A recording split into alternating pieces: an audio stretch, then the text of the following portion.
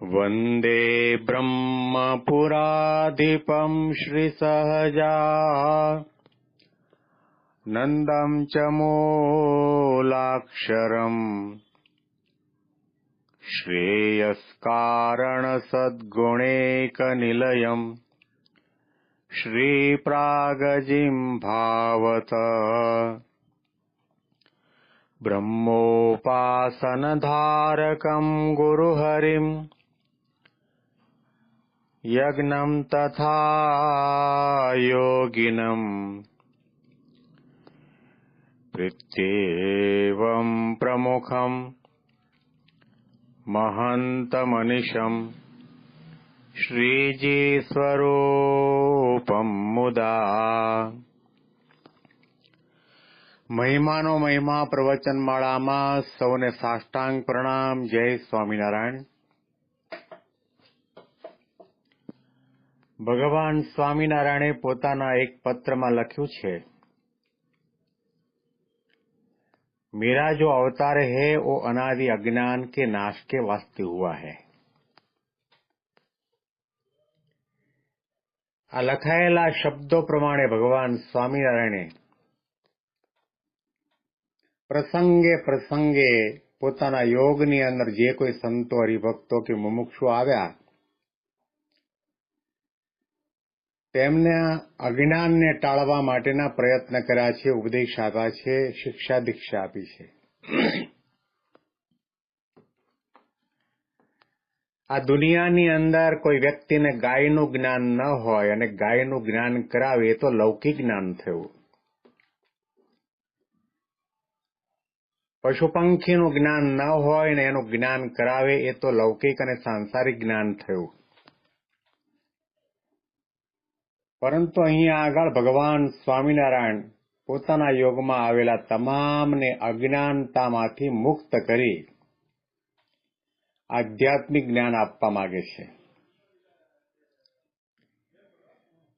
અને જ્યાં સુધી એ જ્ઞાન નહીં થાય ત્યાં સુધી જીવાત્મા માયામાંથી મુક્ત થઈ શકતો નથી. અને એટલા માટે વેદો ઉપનિષદોમાં કહેવામાં આવ્યું, તમેવ વિદિત્વાતિ મૃત્યુમેતિ અન્ય પંથા વિદ્યતે અયનાય. ભગવાનના સ્વરૂપનું જ્ઞાન થયા સિવાય આત્માના ઉદ્ધાર માટેનો બીજો કોઈ માર્ગ નથી. અને બીજી એક શ્રુતિમાં કહેવામાં આવ્યું, ઋતે જ્ઞાનાન્ન મુક્તિ.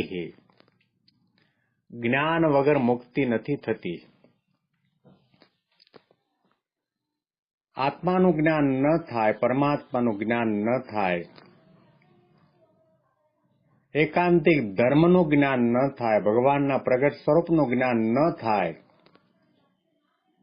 ત્યાં સુધી આ જીવાત્મા આદિ અનાદિકાળથી સંસાર ચક્રમાં ભટકે છે. એમાંથી એને છુટકારો મળતો નથી. અજ્ઞાનને ટાળવા માટે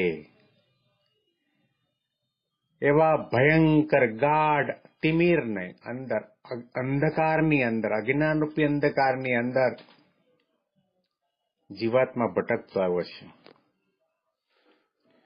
હું ને મારું જીવાત્માને મનાયું છે એ અનાદિ અજ્ઞાન છે. અને હું અને મારું એ જ બંધનનું કારણ છે. અહંતા અને મમતા મટી જાય અને પોતાના સ્વરૂપનું જ્ઞાન થાય કે હું પોતે કોણ છું. સંસારના નાશવંતપણાનું જ્ઞાન થાય કે આ પરિવર્તનશીલ છે, નાશવંત છે, દુઃખનું કારણ છે, કાળનું ભક્ષણ છે. અને પોતાને મળ્યા જે ભગવાનના પ્રગટ સ્વરૂપનું જ્ઞાન પણ થાય કે આના સિવાય અનંત કોટી બ્રહ્માંડની અંદર મને મુક્તિ આપવા વાળું કોઈ નથી, મારું અજ્ઞાન ટાળવા વાળું કોઈ નથી, મારી વાસના બાળવા વાળું કોઈ નથી, મને સ્વભાવ અને પ્રકૃતિમાંથી મુક્ત કરવા વાળું કોઈ નથી. આવું જ્યારે જ્ઞાન થાય ત્યાર પછી જીવાત્મા સંસાર સાગરને તરે છે. અને એટલા માટે મહારાજે સંતો અને હરિભક્તો કે પોતાની સામે દાદા ખાચરના દરબારમાં લીંબતરુના વૃક્ષ નીચે બેઠા છે ત્યાં આગળ સામેથી પ્રશ્ન પૂછે છે કે આ દુનિયાની અંદર અતિશય અજ્ઞાની કોણ છે?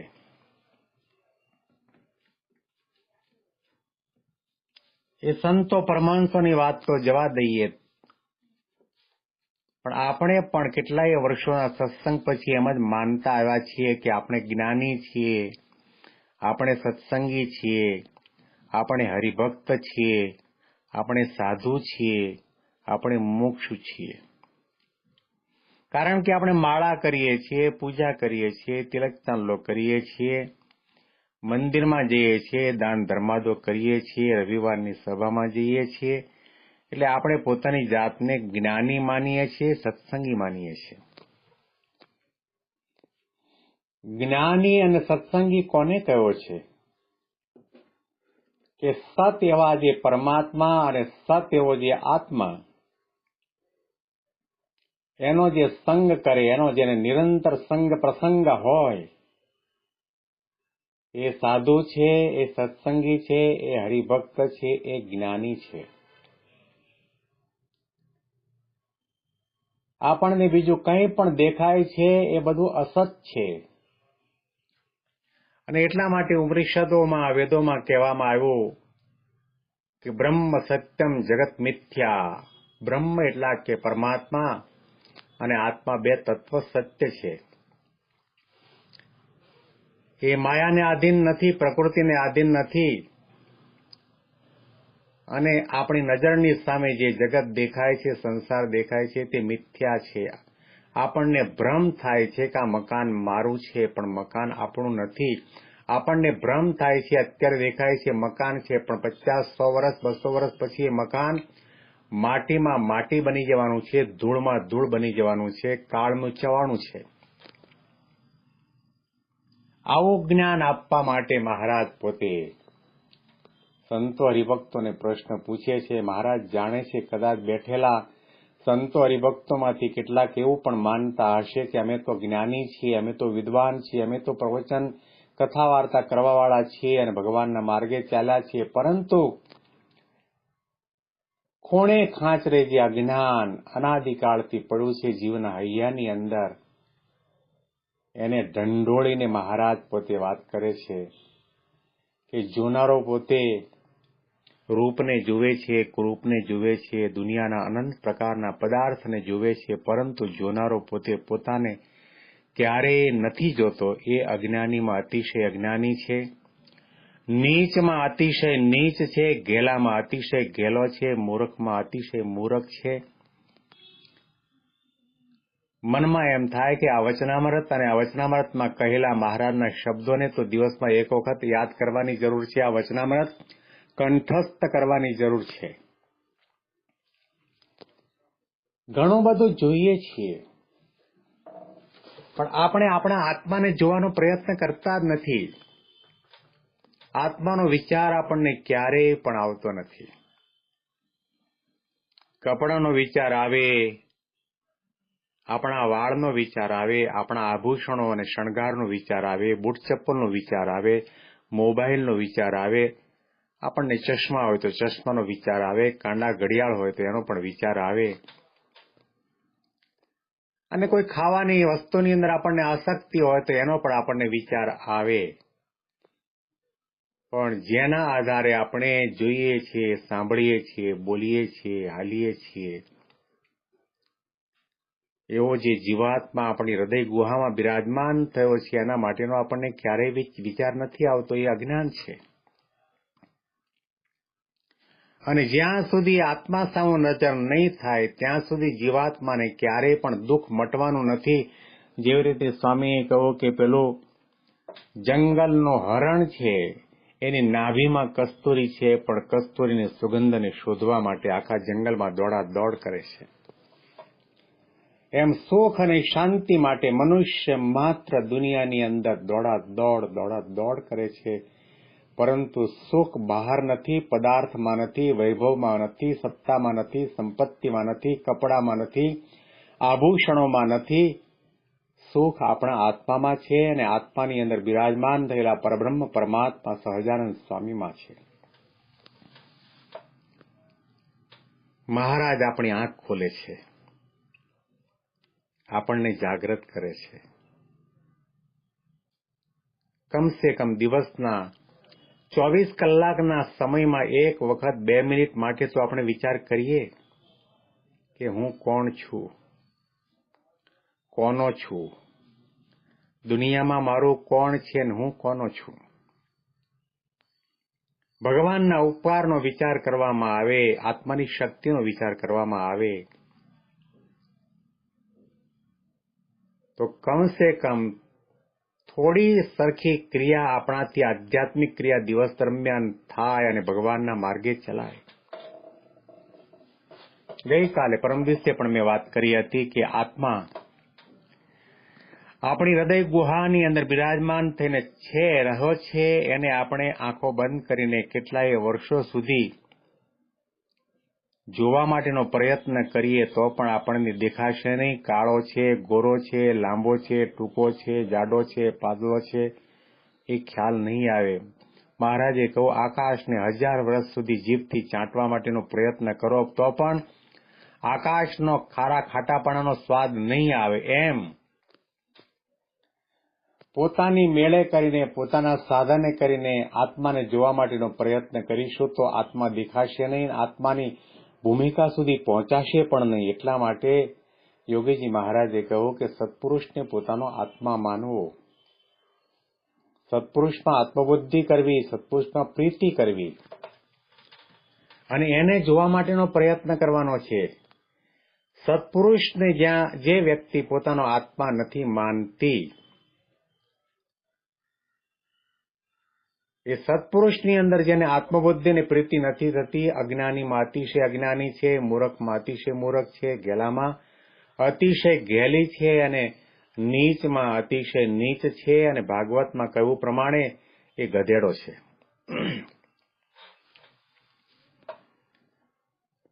પ્રથમના 20મા વચનામૃતની અંદર આટલી વાતો કરી ત્યાર પછી ત્યાં આગળ શુકાનંદ સ્વામી પણ સાથે બેઠા હતા. હવે આગળની વાત આપણે વાંચીએ છીએ આ વચનામૃતની અંદર. ત્યારે શુકમુનિએ આશંકા કરી જે પોતાનું સ્વરૂપ જોવું તે શું પોતાના હાથમાં છે? અને જો પોતાના હાથમાં હોય તો જીવ સિદ્ધ અતિશય અજ્ઞાની રહે. ત્યારે શ્રીજી મહારાજ બોલ્યા, જેને સત્સંગ થયો છે તેને તો પોતાના જીવાત્માનું દર્શન પોતાના હાથમાં જ છે. અને કયે દિવસે એણે પોતાના સ્વરૂપને જોયાનો આદર કર્યો અને ન દીઠું, અને એ જીવ માયાને આધીન થકો પરવશ થઈને તો સ્વપ્ન અને સુષુપ્તિ અવસ્થામાં અંતરદ્રષ્ટિ કરીને જાય છે, પણ પોતે પોતાને જાણે કોઈ દિવસ પોતાના સ્વરૂપને જોવાને અંતરદ્રષ્ટિ કરતો નથી.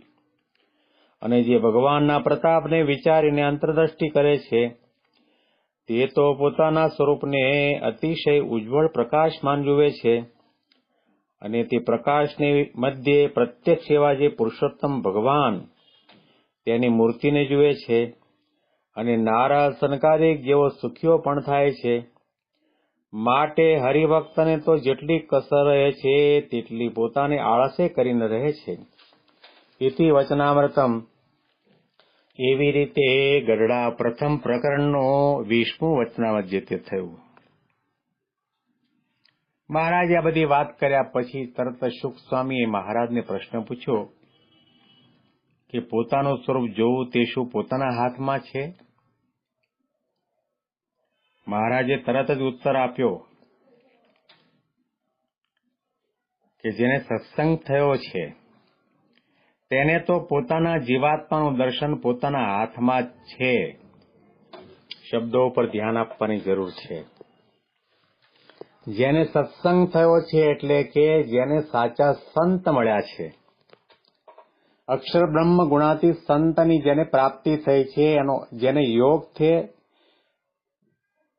એને ગુરુ તરીકે સ્વીકાર્યા છે, એમાં આત્મબુદ્ધિને પ્રીતિ કરી છે, એના વચનમાં જેને વિશ્વાસ છે, એવો સત્સંગ જેને મળ્યો છે એને તો પોતાના આત્માનું દર્શન થવું પોતાના હાથમાં જ છે. અને એણે કયા દિવસે આ સ્વરૂપને જોવા માટેનો આધાર કર્યો ન દીઠું? આ જીવાત્મા પોતે માયાને આધીન થઈને પરવશ થઈને સ્વપ્ન અવસ્થામાં કે સુષુપ્તિ અવસ્થામાં અંતર્દ્રષ્ટિ કરી અને પોતપોતાને જાણે જુએ છે, પરંતુ કોઈ દિવસ પોતાના સ્વરૂપને જોવાને માટે અંતર્દ્રષ્ટિ કરતો નથી. અંતર્દ્રષ્ટિ એટલે કે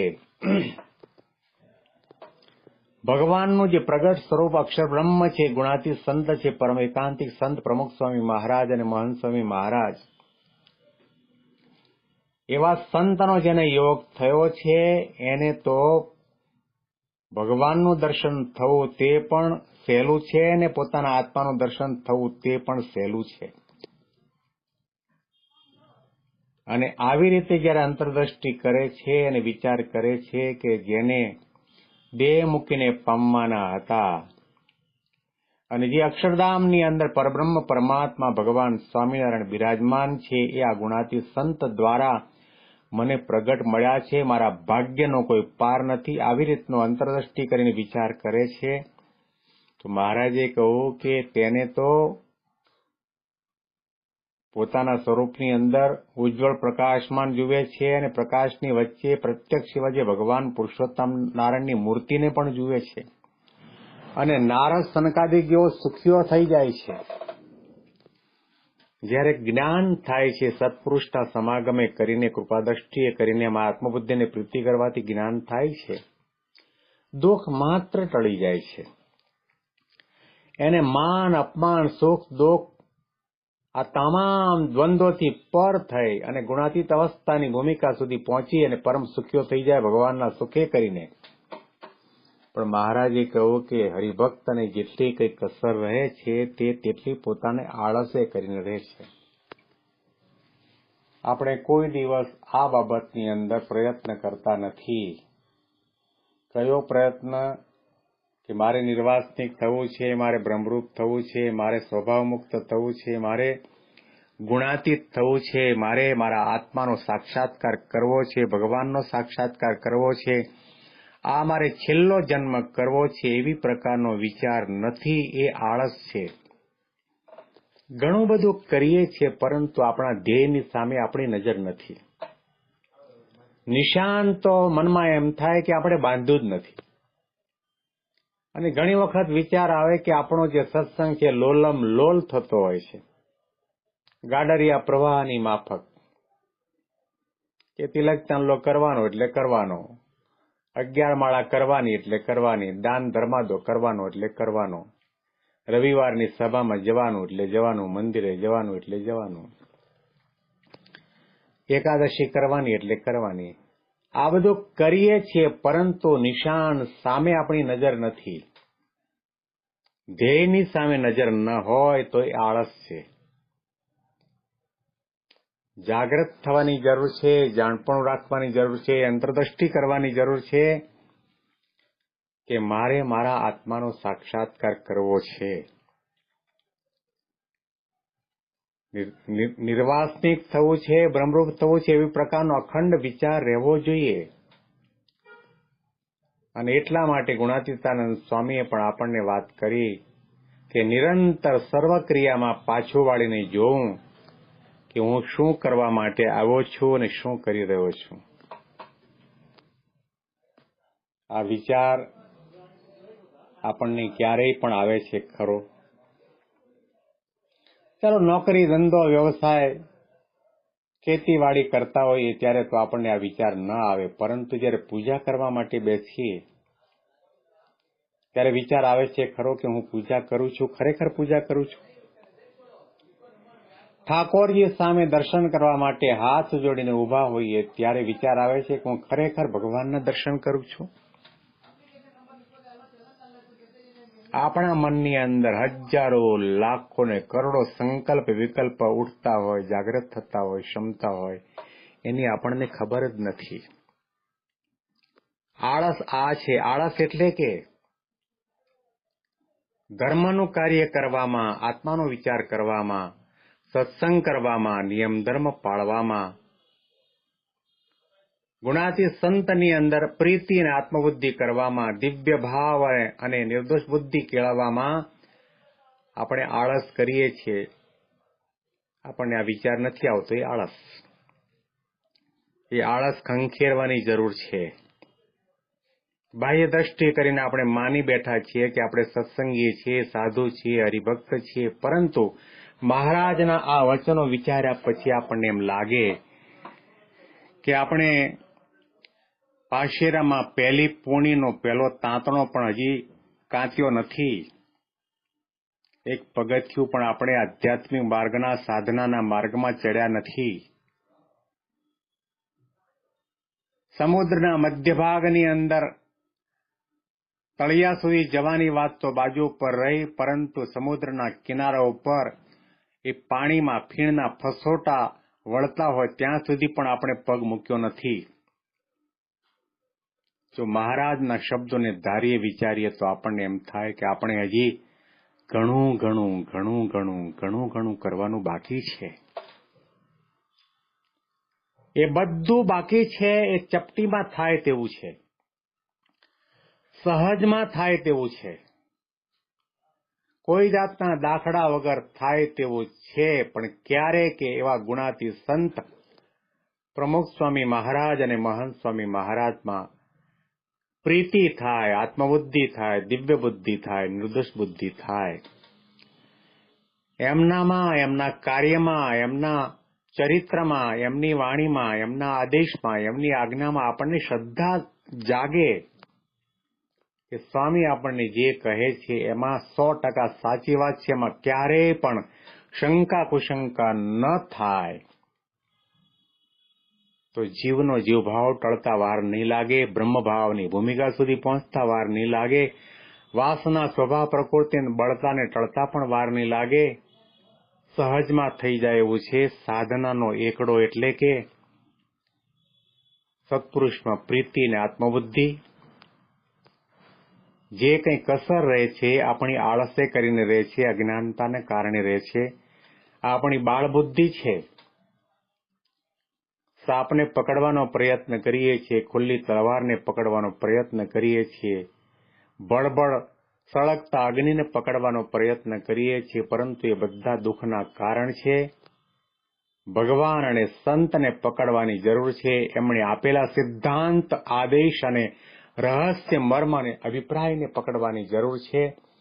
એમણે આપણને કહ્યું, દિવ્ય બુદ્ધિ રાખો, નિર્દોષ બુદ્ધિ રાખો, સંપ રાખો, સુહૃદય ભાવ રાખો, એકતા રાખો, દરેકનો મહિમા સમજો, અને મારે કોઈ પણ સંજોગોમાં, કોઈ પણ કાળે, કોઈ પણ પરિસ્થિતિની અંદર કોઈ પણ રીતે કરીને ભગવાન અને સંતને આ દેહ કરીને રાજી જ કરવા છે. આવી પ્રકારનું એક નિશાન બાંધી દેવામાં આવે તો અક્ષરધામમાં જવા આવવાનું નથી. તમે છતે દેહે અક્ષરધામનું સુખ પ્રાપ્ત કરી શકો. ભગવાન સ્વામિનારાયણને, ગુરુહરિ મહંત સ્વામી મહારાજને આપણે સૌ પ્રાર્થના કરીએ કે અમારી બાળબુદ્ધિ દૂર કરો. બાળક જેવા સ્વભાવ છે, બાળકને જેવી અજ્ઞાન અવસ્થા છે, એવી અજ્ઞાન અવસ્થા અમારા જીવનની અંદર આધ્યાત્મિક ક્ષેત્રમાં રહેલી છે. આટલા વર્ષોના સત્સંગ પછી પણ અમે મહારાજને સમજી શક્યા નથી, મહારાજના સિદ્ધાંત અને ઉપાસનાને, રહસ્ય અને મર્મને સમજી શક્યા નથી, એમના સંબંધવાળા સંતો હરિભક્તોને પણ સમજી શક્યા નથી. કૃપા કરો, અમારી બુદ્ધિમાં, મનમાં, દિલમાં અને દિમાગની અંદર પ્રકાશ કરો, અને હંમેશના માટે અમારી નજર ધ્યેય સામી બની રહે એવી પ્રકારના અમને સૌને આશીર્વાદ આપો, એવી આપના ચરણ કમળમાં પ્રાર્થના કરીએ છીએ. મહિમાની વિશેષ વાતો આપણે આવતીકાલના પ્રવચનમાં, વચનામૃતના માધ્યમથી સાંભળીશું. સૌને સાષ્ટાંગ પ્રણામ. જય સ્વામિનારાયણ.